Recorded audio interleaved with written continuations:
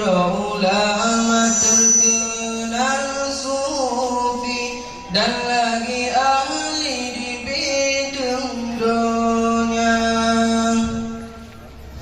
Tunku Abu Bakar nama yang asli, Tunku M Ali urang si tercinta, lahidonenyan wahirakan di Sabong Gampong Bahulu desa. Di Papalarusan Menari, di Cembaku Pitu Pemuda, Abu Jatku tak pernah dua kali dan temang penting pemimpin bangsa. Tunang si kurung minggu malamnya baknam Ramadan Abu Nubungka, tinggallah kisah sejarah silam jadi kenangan sepanjang masa.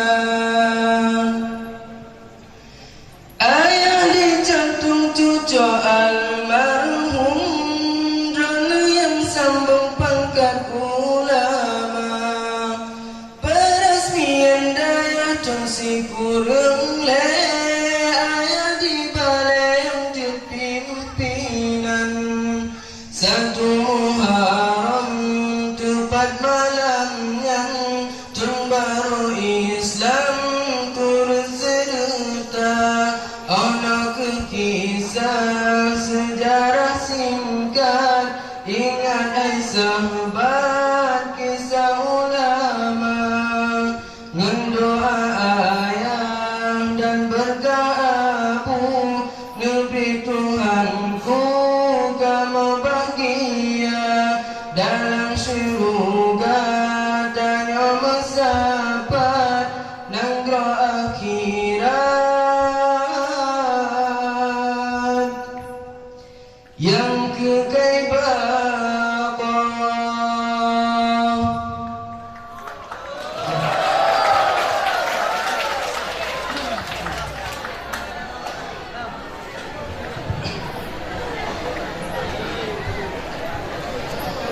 Oh ibu,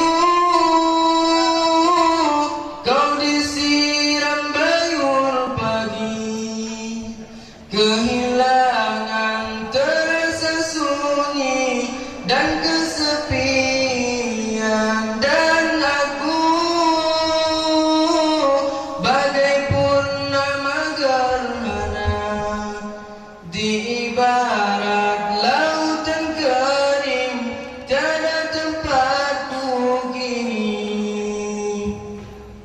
Ku tatapi potretmu berulang kali, ku renungkan kalimah yang diberi.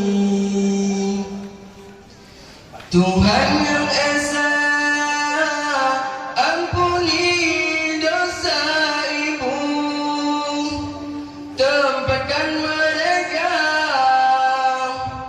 di antara kekasih-kekasihmu. Oh ibu, kekasih sejati, ku taburkan doa untukmu ibu. Ampunilah dosaku sejak ku dilahirkan hingga akhir hayatmu. Ibu, Tuhan yang Esa, ampuni dosa ibu, tempatkan mereka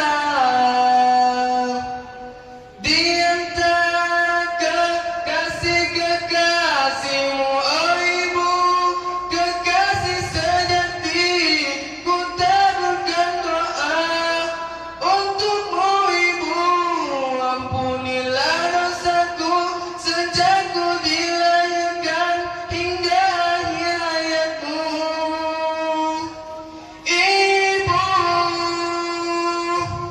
sekian. Assalamualaikum warahmatullahi wabarakatuh.